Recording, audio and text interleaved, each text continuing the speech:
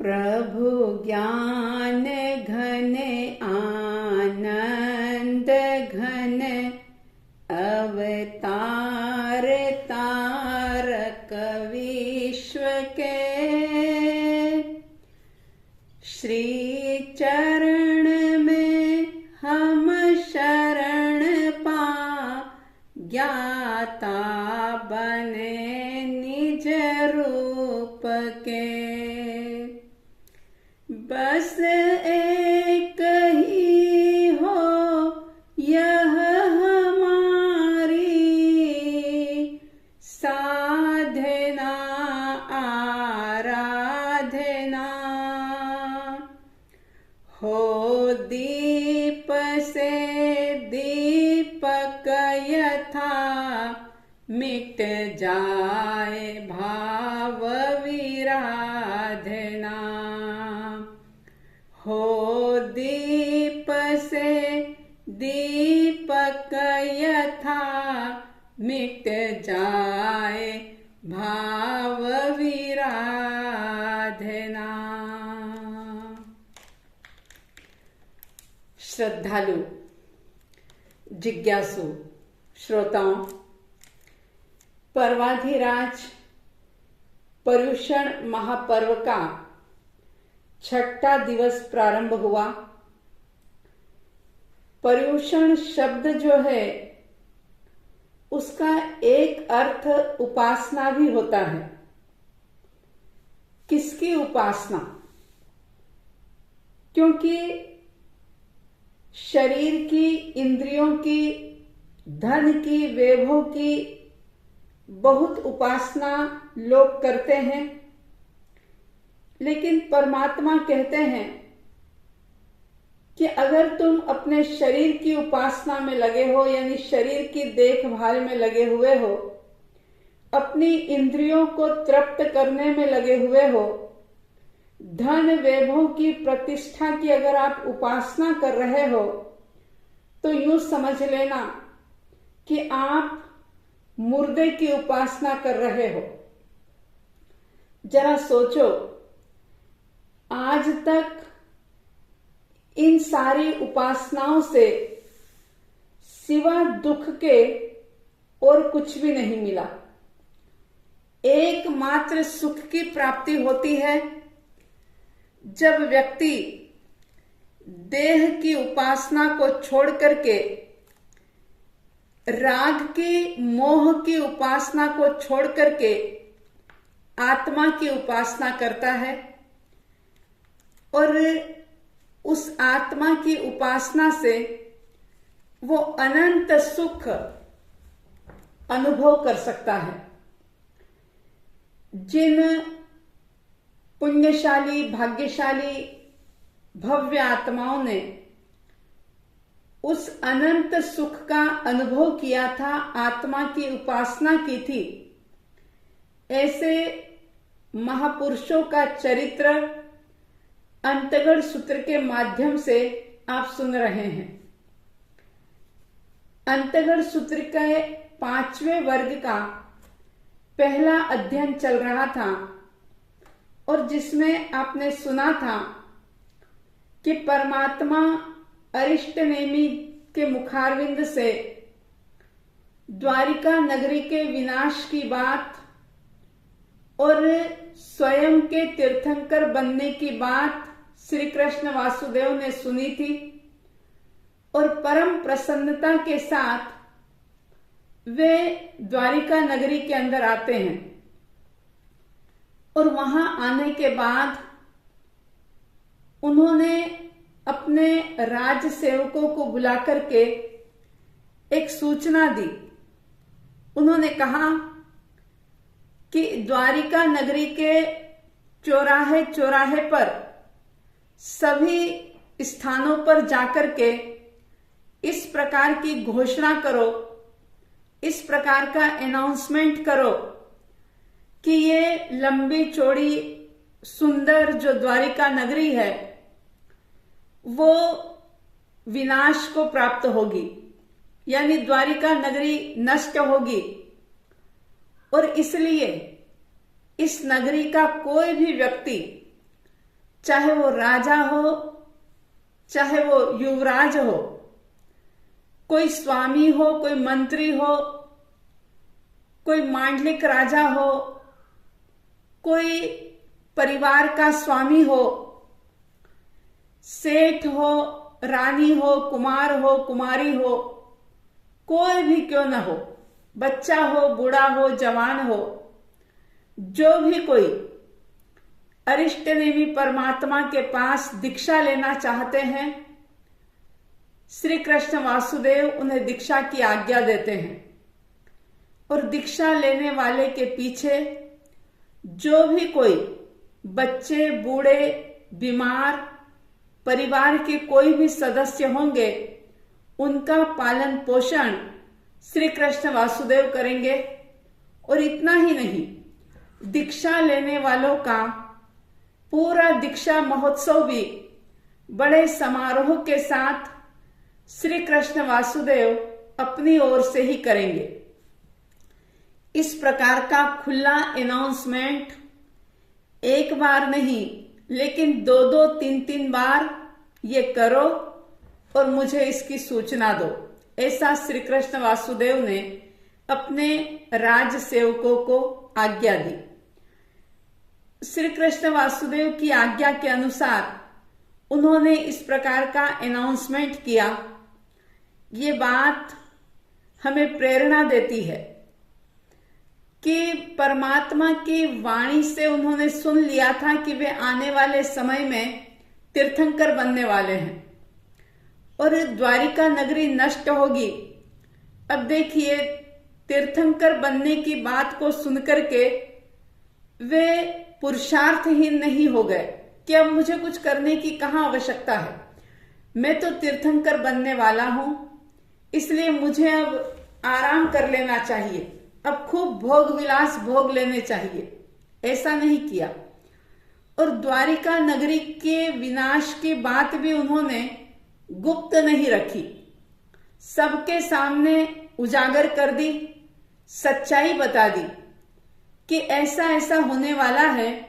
जो भी कोई अपनी आत्मा का कल्याण करना चाहता है, नर से नारायण बनना चाहता है, जन से जिन बनना चाहता है, वो संयम जीवन स्वीकार करे और उसके पीछे की जो भी जिम्मेदारी होगी वो मैं संभालूंगा। बहुत सारे लोग आप में से ऐसे होंगे जो तप नहीं कर सकते, लेकिन तप नहीं कर सकते तो क्या तप करने वालों की आप अनुमोदना करते हैं? क्या आपके मन में ऐसा भाव आता है कि मैं दीक्षा नहीं ले सकता, लेकिन अगर कोई दीक्षा लेगा तो उसका दीक्षा समारोह जो है मैं अपनी ओर से करूंगा, किसी को मैं दीक्षा लेने की, संयम लेने की प्रेरणा दूंगा। अगर ये भाव आपके मन में नहीं आते हैं तो इस प्रसंग से आप शिक्षा लें, क्योंकि जो दुनियादारी की आप दलाली करते हैं, जैसे शादी ब्याह करवाते हैं, लड़के लड़कियां बतलाते हैं, इसमें तो सिर्फ कर्म का बंधन होता है, लेकिन धर्म की दलाली करने से आपके पुण्य का बंध होता है, कर्मों की निर्जरा भी हो सकती है। इसलिए अगर आप कर ना सकें तो दूसरों को करने की प्रेरणा दें, और अगर प्रेरणा देने का भी साहस आप में नहीं है तो कम से कम जो कर रहे हैं, चाहे फिर वो स्वाध्याय हो, तप हो, जप हो, कोई भी धर्म साधना अगर कोई कर रहा है तो उसकी अनुमोदना तहे दिल से कीजिए और इस प्रकार से पुण्य के भागी बनिए। श्री कृष्ण वासुदेव ने जब इस प्रकार की घोषणा की तो बहुत सारे लोग संयम अंगीकार करने के लिए तैयार हो जाते हैं, और उनमें सबसे पहले नंबर आया उन्हीं की पट्ट रानी पद्मावती रानी का। अरिष्टनेमी परमात्मा के पास जब पद्मावती रानी पहुंची थी तो उन्होंने परमात्मा से धर्म देशना सुनी थी, और धर्म देशना जब सुनी तो उनको एक ही उपदेश से, एक ही परमात्मा की वाणी से उनको वैराग्य हो गया। भोग विलास उनको रोग लगने लगे। भोगों के साधन उनको दुख के साधन के रूप में दिखने लगे। और ये बात समझ में आ गई कि जितने ज्यादा भोगों का भोग करेंगे, जितना इस शरीर की सेवा करेंगे, उतना ही आगे सजा भोगनी पड़ेगी, दुर्गतियों का मेहमान बनना पड़ेगा, दुर्गतियों में दुख भोगने पड़ेंगे। आप ये कहेंगे कि उनका तो परम सौभाग्य था कि प्रभु की वाणी उन्हें मिली थी। आज इस पंचम काल में हमारा ऐसा नसीब कहाँ कि हमें भी ऐसा कोई संयोग मिले तो हमें वैराग्य की प्राप्ति हो। ये बात सच है कि आज के समय में कोई तीर्थंकर परमात्मा या कोई केवली हमारे सामने विद्यमान नहीं है, लेकिन शास्त्र हमारे सामने मौजूद है, जिन वाणी हमारे सामने मौजूद है। अगर मैं ये बात कहूं कि जिन वाणी है, शास्त्र हैं, तो कई लोग ये तर्क दे देंगे कि शास्त्र पढ़ने का समय किसके पास है, और अगर पढ़ भी लें तो सारी बातें हमारे सिर के ऊपर से निकल जाती है, कुछ समझ नहीं आता। और जब तक कोई बात समझ नहीं आती तब तक वैराग्य का भाव या अनासक्ति का भाव कैसे जागृत हो सकता है। बात आपकी बिल्कुल सच है, लेकिन मैं आपसे ये कहना चाहूंगी कि चाहे शास्त्र का स्वाध्याय आप कर सके या ना कर सके, लेकिन घड़ी तो आप रोज देखते हैं। घड़ी आपके हाथों में रहती है, चाहे फिर वो मोबाइल की घड़ी हो, चाहे आपने अपने हाथ में पहनी हुई घड़ी हो या दीवार पर लगी हुई घड़ी हो। आपने कभी गौर किया कि घड़ी की टिक टिक जो है वो भी हमें एक संदेश दे रही है।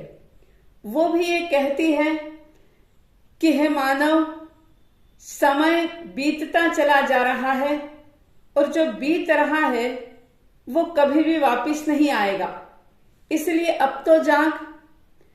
चलो घड़ी की तरफ भी आप इतना ध्यान ना दो तो सूर्य जो है, जो रोज पश्चिम में ढलता है, वो भी हमें एक संदेश देता है।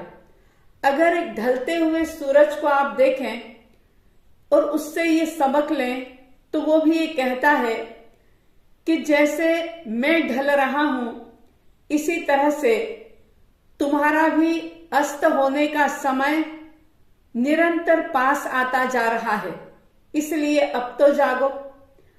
अगर सूर्य की तरफ भी ध्यान न जाए तो आप में से बहुत सारे लोग रोज पार्क में सैर करने के लिए जाते हैं। पेड़ तो आप देखते ही हैं, और ये भी आपने देखा होगा कि पेड़ से गिरता हुआ हरे से पीला बना हुआ पत्ता, वो भी हमें एक संदेश देता है। वो भी ये कहता है कि हे इंसान, तू भी प्रतिपल पीला हो रहा है, यानी कि कमजोर हो रहा है, और जैसे मैं गिर रहा हूं ऐसे मेरी ही तरह तू भी कभी अपने इस जीवन रूपी शाखा से गिर जाएगा, इसलिए अब तो जाग। अगर उस तरफ भी आपका ध्यान न जाता हो तो बारिश का मौसम, बरसते हुई जल की बूंदों के बहाने बादल भी हमें एक संदेश देता है।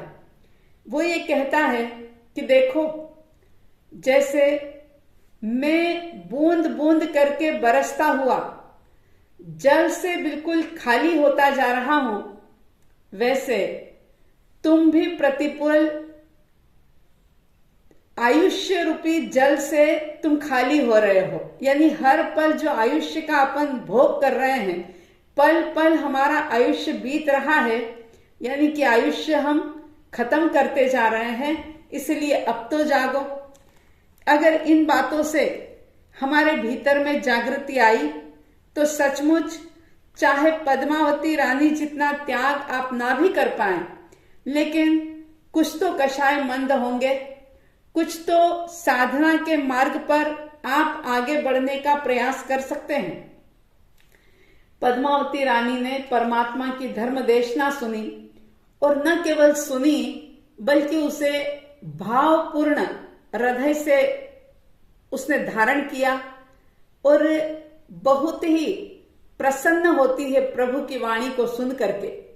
और भगवान को नमस्कार करके उन्होंने कहा कि परमात्मन, आपकी बात बिल्कुल यथार्थ है, बिल्कुल सत्य है। जैसा आप कहते हैं वही तत्व वैसा ही है। जब तक ये जिन वचनों पर श्रद्धा नहीं होती तब तक बात गले नहीं उतरती। जब हम अपनी मान्यता को साइड में रखेंगे, अपने आप को खाली करेंगे, तभी तो परमात्मा की बात हमारे भीतर में जा पाएगी। लेकिन आज तो ऐसा होता है कि कोई ज्ञान की बात अगर कोई सुनता है तो उसे अपने ही तरीके से वो समझने की कोशिश करता है।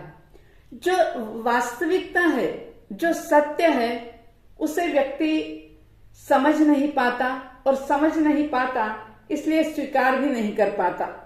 पद्मावती रानी के सारी जिनवाणी समझ में आई, उस पर श्रद्धा हुई और उन्होंने परमात्मा से कहा कि भगवान, मैं कृष्ण वासुदेव से पूछ करके उनकी आज्ञा लेकर के आपके पास दीक्षा लेना चाहती हूं। और पद्मावती रानी श्री कृष्ण वासुदेव के पास जाती है, आज्ञा लेती है। अब देखिए, श्री कृष्ण वासुदेव का जीवन देखें आप कि उन्होंने घोषणा द्वारिका नगरी के अंदर कराई और अब जो उनकी पट्टरानी है, जो उनको बहुत प्रिय है, जो बिल्कुल उनके अनुकूल चलने वाली है, जिसके सानिध्य से वे बहुत सुख का अनुभव करते हैं, ऐसी रानी उनके पास आकर के उनसे दीक्षा की आज्ञा मांगती है। लेकिन श्री कृष्ण वासुदेव ने यह नहीं कहा कि यह बात तो दूसरों के लिए है, तुम तो मुझे बहुत प्रिय हो, मैं तुम्हें कैसे आज्ञा दे सकता हूं। नहीं, बिल्कुल उन्होंने प्रभु की बात को अच्छे तरीके से समझ लिया था। बहुत आराम से पद्मावती रानी को वे आज्ञा देते हैं और दीक्षा महोत्सव की विशाल तैयारी करवाते हैं और बहुत ठाट बाट के साथ पद्मावती रानी, जो अरिष्टनेमी परमात्मा के पास बहुत सारे द्वारिका नगरी के निवासियों के साथ, अपने कुटुंब परिवार के साथ, श्री कृष्ण वासुदेव के साथ प्रभु के पास पहुंचती है और वहां जाकर के श्री कृष्ण वासुदेव ये कहते हैं कि हे भगवान, ये मेरी पट्टरानी है और ये सिर्फ पट्टरानी ही नहीं है, मुझे बहुत प्रिय है। ये मेरे मन के अनुकूल कार्य करने वाली है, ये मुझे अपने श्वास की तरह प्रिय है, यानी मेरी जान ये मुझे इतनी ज्यादा प्रिय है, मैं अपने से भी ज्यादा इसे प्रिय मानता हूं और मैं इसे आपको शिष्या के रूप में दे रहा हूं, यानी कि एक प्रकार से शिष्या की भिक्षा दे रहा हूं। पद्मावती रानी जो ईशान कोण में जाती है, अपने सारे आभूषण उतारती है और स्वयं ही अपने हाथों से पंचमुष्टि लोच करके भगवान अरिष्टनेमी के पास आती है और उनसे निवेदन करती है कि हे परमात्मा, मुझे चारित्र धर्म सुनाइए। भगवान अरिष्टनेमी पद्मावती देवी को यक्षिणी आर्या को शिष्या के रूप में सौंप देते हैं और यक्षिणी आर्या जो थी, उन्होंने पद्मावती देवी को प्रवर्जित किया और संयम क्रिया में सावधान रहने की शिक्षा दी और इस प्रकार से उन्होंने कहा कि संयम में हमेशा सावधान बने रहना। पद्मावती रानी भी संयम में बिल्कुल यत्न करने वाली बनती है, 5 समितियों से युक्त होकर के ब्रह्मचारिणी बन जाती है, 11 अंगों का अध्ययन किया और अध्ययन के साथ साथ उपवास, बेला, चोला, पचोला, 15-15 दिन की, महीने तक की उन्होंने विविध प्रकार की तपश्चर्या की और पूरे 20 वर्ष तक संयम पर्याय का पालन किया। अंत में 1 महीने की संलेखना संथारा करके वे जिस कार्य के लिए, जिस मोक्ष प्राप्ति के लिए उन्होंने संयम लिया था, उसकी आराधना करके वे सिद्ध बुद्ध और मुक्त अवस्था को प्राप्त होती है। इस प्रकार से ये पंचम वर्ग का प्रथम अध्ययन संपन्न होता है। इसी तरह से सुधर्मा स्वामी जी कहते हैं कि गौरी, गांधारी, लक्ष्मणा, सुसीमा, जम्बवई, सत्यभामा और रुक्मिणी, यानी कि इन सब का वर्णन भी इसी प्रकार से है जैसा पद्मावती देवी ने दीक्षा ली, इसी तरह से आठों ही रानियां एक जैसे प्रवर्जित होती है और सभी साधना करके सिद्ध बुद्ध और मुक्त हो जाती है। इस प्रकार से ये पांचवें वर्ग के 8 अध्ययन संपन्न होते हैं। 9वें अध्ययन में सुधर्मा स्वामी जी ने कहा कि इसी तरह से द्वारिका नाम की नगरी, रेवतक पर्वत, नंदनवन उद्यान और उस नगरी के कृष्ण वासुदेव राजा, कृष्ण वासुदेव के बेटे और जाम्बवती के आत्मज, जिनका नाम था शांब कुमार, जो कि सर्वांग सुंदर थे। शांब कुमार की रानी जो थी उनका नाम था मूलश्री, जो अत्यंत ही सुंदर और सुकोमल थी। उन्होंने भी परमात्मा अरिष्टनेमि की धर्म देशना सुनी और पद्मावती देवी के समान ही उन्होंने संयम अंगीकार किया और संयम लेकर के वे भी सिद्ध बुद्ध और मुक्त होती है। इसी तरह से मूल दत्ता का भी वर्णन आता है। मूल दत्ता ये भी शांब कुमार की ही पत्नी थी, यानी कि श्री कृष्ण वासुदेव की दोनों ही पौत्र वधुएं थी, पोते की बहुएं थी। इस प्रकार से संयम लेकर के वे भी सिद्ध बुद्ध और मुक्त होती है। ऐसे पांचवें वर्ग के ये 10 अध्ययन जो हैं वो संपन्न होते हैं और इसी के साथ 5वां वर्ग संपन्न होता है। अब आगे जम्बू स्वामी जी के पूछने पर सुधर्मा स्वामी जी 6ठे वर्ग की बात करते हैं। देखिए, 5 वर्ग तक जिन भव्य आत्माओं का, जिन साधक आत्माओं का वर्णन आया, जिनकी बात आई, उन्होंने सबने अरिष्टनेमि परमात्मा की धर्म देशना को सुनकर के सत्य को जाना था। अब 6ठे, 7वें और 8वें वर्ग में जिन जिन व्यक्तियों का, रानियों का या बालक का वर्णन होगा, उन्होंने सबने परमात्मा महावीर की धर्म देशना को सुना था और महावीर स्वामी जी की दिव्य वाणी से उनको आत्मबोध प्राप्त हुआ था और उन्होंने चारित्र अंगीकार किया था। 6ठे वर्ग में सुधर्मा स्वामी जी कहते हैं कि हे जम्बू, परमात्मा महावीर स्वामी जी ने इस 6ठे वर्ग के 16 अध्ययन फरमाए हैं और उनके नाम इस प्रकार से है: मकाई, किंकम, मुदगर पाणी, काश्यप, क्षेमक, धृतिधर, कैलाश, हरिचंदन, वारत्त, सुदर्शन, पूर्णभद्र, सुमनोभद्र, सुप्रतिष्ठ, मेघ, अतिमुक्त और अलक्ष्य। इस प्रकार के ये 16 अध्ययन हैं। अब इसमें पहले अध्ययन में जो वर्णन है उसके लिए सुधर्मा स्वामी जी कहते हैं कि उस काल, उस समय में राजगृह नामक नगर था। इसके पहले द्वारिका नगरी की बात चल रही थी, अब राजगृह नगर की बात चलेगी और उस राजगृह नगर के अंदर गुणशीलक नाम का एक उद्यान था। वहां पर श्रेणिक राजा राज्य कर रहे थे और उसी नगर में मकाई नाम के एक गाथापति रहते थे जो बहुत ही समृद्ध थे और कोई भी उन्हें पराजित नहीं कर सकता था। ऐसे प्रबल पुण्य के स्वामी थे। एक बार परमात्मा महावीर स्वामी गुणशीलक उद्यान में पधारते हैं और सारे ही लोग परमात्मा के आगमन की बात सुनकर के उनके दर्शन करने के लिए जाते हैं। मकाई गाथापति भी प्रभु के दर्शन करने के लिए गए और प्रभु के उपदेश को उन्होंने सुना।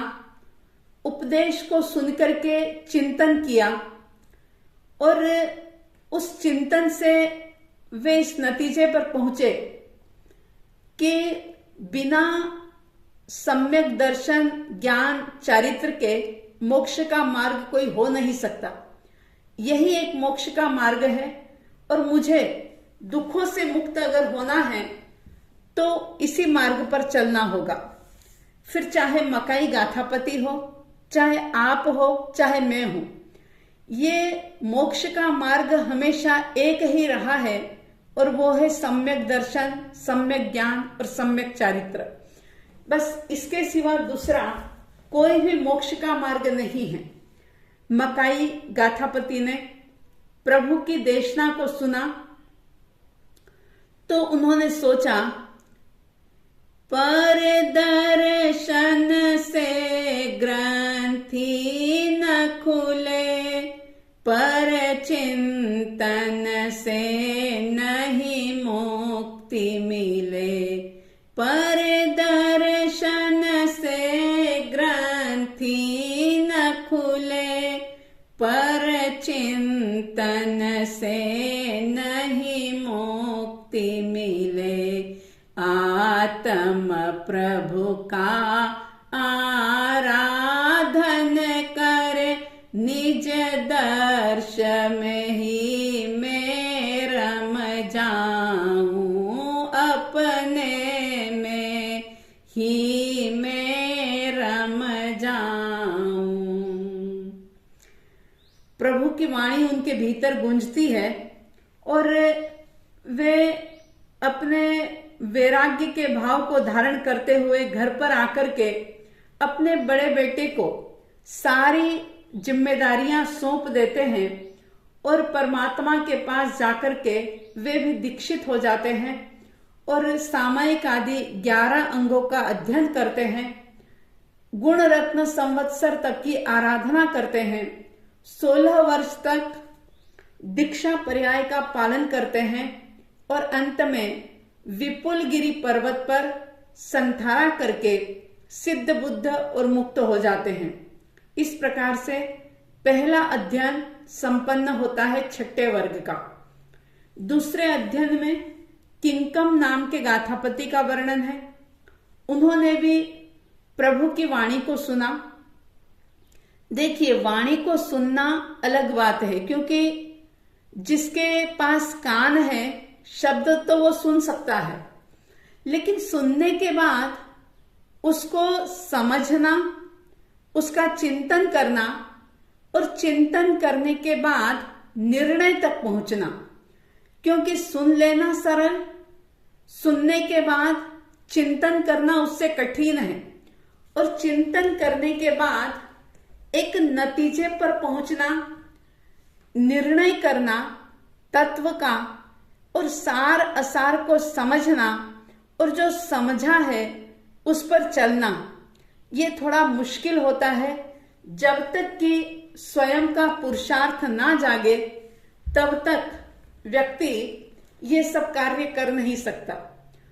क्योंकि सुनना तो दूसरों के द्वारा हो सकता है, दूसरे के माध्यम से हम कुछ भी सुन तो सकते हैं, लेकिन वो लाभकारी तभी होगा कि जो हमने सुना है उस पर हम थोड़ा सा मनन करें, चिंतन करें और उस बात को अपने साथ जोड़ें कि वास्तव में मेरा हित किसमें है, क्या करूंगा तो मेरा हित होगा और क्या करूंगा तो मेरी आत्मा का पतन होगा। ये समझ जब तक जीवन में नहीं जागती तब तक व्यक्ति मुक्ति के मार्ग को प्राप्त नहीं कर सकता। और इसीलिए ज्ञानीजन कहते हैं कि बस समझ जागनी जरूरी है। आपने क्रियाकांड चाहे जितने कर लिए, लेकिन अगर समझ नहीं जागी भीतर की तो वो सारी क्रियाएं थोड़ा सा पुण्य दे देगी आपको, थोड़ा शुभ कर्मों का बंद हो जाएगा, लेकिन उससे आगे ज्यादा लाभ नहीं हो सकता। इसलिए अपनी समझ को जगाने की कोशिश करें, विवेक जागृत करें और देखें कि इस अनमोल जीवन के अंदर मेरी आत्मा के का हित किसमें है। जो किंकम गाथापति थे उन्होंने भी परमात्मा की वाणी सुनी और वाणी सुनकर के उनको भी वैराग्य आया। मक्काई गाथापति के समान ही वे भी संयम अंगीकार करते हैं, अध्ययन करते हैं, तपस्या करते हैं और अंत में 1 महीने का संथारा करके विपुलगिरी पर्वत पर वे भी सिद्ध बुद्ध और मुक्त हो जाते हैं। इस प्रकार से ये 6ठे वर्ग का दूसरा अध्ययन संपन्न होता है। अब तीसरे अध्ययन के अंदर सुधर्मा स्वामी जी फरमाते हैं, राजगृह नगर, गुणशीलक उद्यान, श्रेणिक राजा, चेलना रानी और उस राजगृह नगर में एक अर्जुन नाम का माली रहता था और उसकी पत्नी का नाम था बंधुमती, जो सुशील थी, सुंदर थी, सुकुमार थी। उस अर्जुन माली का एक बहुत बड़ा बगीचा था उस राजगृह नगर के बाहर, जहां पर बहुत प्रकार के फूल वगैरह लगे हुए थे और बहुत ही सुंदर वो बगीचा था। उसी बगीचे के पास एक मुद्गर पाणी नाम के यक्ष का यक्षायतन था और वो अर्जुन माली के पीढ़ी दर पीढ़ी सारे ही लोग उनके उपासक थे, यानी कि कुल परंपरा से वो संबंधित था और मुद्गर पाणी यक्ष की वहां पर प्रतिमा थी। अर्जुन माली जैसा कि उसके पिताजी, दादाजी, परदादाजी जैसा करते आए थे, वैसा ही अर्जुन माली भी अपने बचपन से मुद्गर पाणी यक्ष का भक्त था और रोज वह अपने बगीचे में जाता, विविध प्रकार के फूलों को इकट्ठा करता, अच्छे अच्छे फूल मुद्गर पाणी यक्ष के प्रतिमा के आगे चढ़ाता, उनकी पूजा करता, उनको प्रणाम करता और फिर राजगृह नगर का जो राजमार्ग था वहां पर बैठ करके फूलों को बेचता था। इस प्रकार से उनका रोज का ही ये कार्य था। इसी प्रकार से उनका जीवन गुजर रहा था। अब उसी नगर में एक मित्र मंडली थी जिसका नाम था ललित। ललित नाम की मित्र मंडली जो बहुत समृद्ध थी। ऐसा हुआ था कि किसी समय में उन्होंने राजा का कोई एक ऐसा कार्य कर दिया था जिसके कारण से राजा उन पर प्रसन्न हो गए थे और राजा ने उनको एक वचन दिया था कि वे अपनी इच्छा के अनुसार कार्य करने में स्वतंत्र है। राज्य के द्वारा, राज्य की ओर से उनको किसी भी प्रकार का कोई दंड नहीं दिया जाएगा। अब भावुकता में किसी समय में राजा ने ये वचन तो दे दिया, लेकिन बिना सोचे समझे अगर कोई किसी को वचन दे दे, कोई वरदान दे दे, तो बहुत बड़ा अनर्थ हो जाता है। जैसा कि रामायण के माध्यम से भी आप जानते हैं और इस अंतगढ़ सूत्र के माध्यम से भी आप जान रहे हैं। अब धीरे धीरे क्या हुआ कि जब राजा का कोई डर नहीं रहा, राजा की तरफ से खुली छूट मिल गई, तो वो मित्र मंडली जो थी वो मनमाने कार्य करने के लिए स्वच्छंद हो गई। एक समय ऐसा आया कि राजगृह नगर में कोई उत्सव होने वाला था। अर्जुन माली ने विचार किया कि ये जो उत्सव हो रहा है इसमें बहुत ज्यादा फूलों की आवश्यकता होगी, यानी मेरा धंधा बहुत अच्छा चलेगा। तो वो सुबह जल्दी उठते हैं, अपनी पत्नी को साथ लेते हैं और बगीचे में जाते हैं। दोनों पति पत्नी फूल चुनते हैं, इकट्ठे करते हैं और उस मुद्गर पाणी यक्ष के यक्षायतन की ओर आते हैं। इधर क्या किया, उस ललित नामक मित्र मंडली के अंदर जिसमें 6 लोग थे, वे मुद्गर पाणी यक्ष के यक्षायतन में ही आकर के खेल रहे थे, ताश पत्तियां आदि कर रहे थे। उधर अर्जुन माली अपनी पत्नी के साथ जब अच्छे अच्छे फूल लेकर के उस मुद्गर पाणी यक्ष की पूजा के लिए यक्षायतन की ओर आ रहे थे, तो उनकी पत्नी को देख करके उन ललित मित्र मंडली के मन के अंदर पाप का भाव आया और उन्होंने क्या किया, आपस में प्लानिंग कर ली। जैसे ही अर्जुन माली आते हैं और यक्षायतन के सामने, यक्ष की प्रतिमा के सामने जैसे ही वो अपने घुटने टेक करके झुकते हैं कि वे जो 6 पुरुष थे वे आते हैं और बिल्कुल ताकत के साथ उनको, अर्जुन माली को बांध देते हैं और फिर उनकी पत्नी जो बंधुमती थी उसके साथ वे मनमाना व्यवहार करने लग जाते हैं।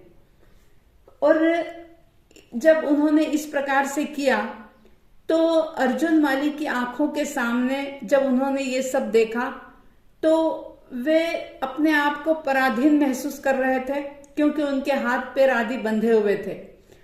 अब जब उनका वश नहीं चला तो अर्जुन माली के मन में एक विचार पैदा हुआ कि मैं तो बचपन से ही अपने इष्ट देव मुद्गर पाणी की, यक्ष की प्रतिदिन पूजा कर रहा हूं और पूजा करने के बाद ही मैं कोई व्यापार धंधा करता हूं। अगर यहां पर मुद्गर पाणी यक्ष होता तो मैं इस प्रकार से संकट में नहीं घिरता। इसलिए ऐसा लगता है कि मंदिर में यानी पवित्र स्थान पर इस प्रकार की दुर्घटना हो रही है तो इसका मतलब यही है कि ये यहाँ पर कोई यक्ष नहीं है, ये तो सिर्फ एक लकड़ी का एक बना हुआ ऐसे ही कुछ ये है यक्ष की प्रतिमा के रूप में, बल्कि यहाँ पर कोई यक्ष उपस्थित नहीं है। यक्ष जो कि वाणव्यंतर जाति का एक भेद है, वाणव्यंतर जाति के देव होते हैं यक्ष आदि। तो उन्होंने जब देखा, अर्जुन माली के विचार को जाना, तो उन्होंने उसके शरीर में प्रवेश किया और जैसे ही उस यक्ष ने अर्जुन माली के शरीर में प्रवेश किया तो अब अर्जुन माली की शक्ति जो थी वो यक्ष की शक्ति बन जाती है और उसके बंधन बिल्कुल तड़ातड़ टूट जाते हैं और फिर वो मुद्गर पाणी यक्ष से अर्जुन माली उस यक्ष यानी मुद्गर पाणी को लेकर के, वह मुद्गर को लेकर के बंधुमती सहित उन 6 लोगों को वो खत्म कर देते हैं, क्योंकि जबरदस्त क्रोध का उदय हुआ था और सारा कुछ उन्होंने अपनी आंखों के सामने देखा था।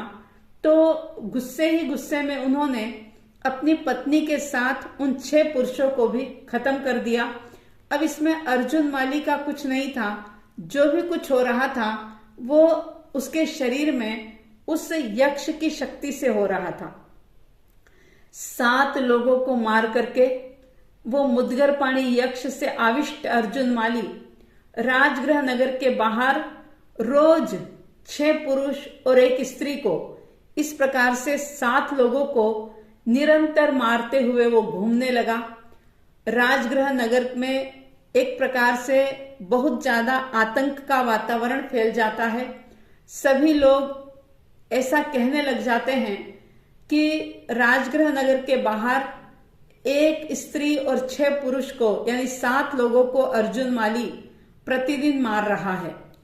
ये समाचार जब श्रेणिक राजा के पास पहुंचते हैं तो उन्होंने अपने सेवकों को बुला करके ये कहा कि अर्जुन माली का इस प्रकार से आतंक फैला हुआ है, इसलिए तुम सारे ही राजगृह नगर के अंदर इस प्रकार की घोषणा कर दो कि कोई भी व्यक्ति राजगृह नगर के बाहर ना जाए, क्योंकि बाहर बहुत बड़ा आतंक फैला हुआ है।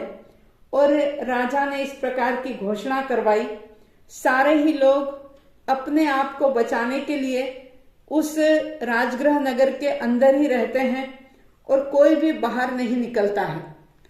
अब क्या होता है कि उसी राजगृह नगर के बाहर एक बार परमात्मा प्रभु महावीर स्वामी जी का पदार्पण होता है और उनके पदार्पण होने पर उसी नगरी में रहने वाले सुदर्शन सेठ जो थे, जो व्रतधारी थे, सम्यक दृष्टि जीव थे, वे किस प्रकार से साहस करते हैं परमात्मा के पास जाने का, और कैसे धर्म के सामने अधर्म की हार होती है, कैसे परमात्मा का सानिध्य प्राप्त करके अर्जुन माली अपने आप का उद्धार करते हैं, सिद्ध बुद्ध मुक्त होते हैं। आगे आप सुनेंगे तो वृत्तांत ज्ञात हो सकेगा। आंखें बंद करके बड़े अहोभाव के साथ इन शब्दों का श्रवण करें। मंगलमय मंगलकारी जिन शासन ध्वज लहराता, अनेकांतमय वस्तु व्यवस्था का यह बोध कराता, स्यादवाद शैली से जग का संशय तिमिर मिटाता, चहुगति दुख नशाता, जनगण मन हर्षाता, जिन शासन सुखदाता, सम्यक दर्शन ज्ञान चरणमय मुक्ति मार्ग बतलाता, जय है जय है जय है, जय जय जय जय है, जिन शासन की जय है, जिन शासन की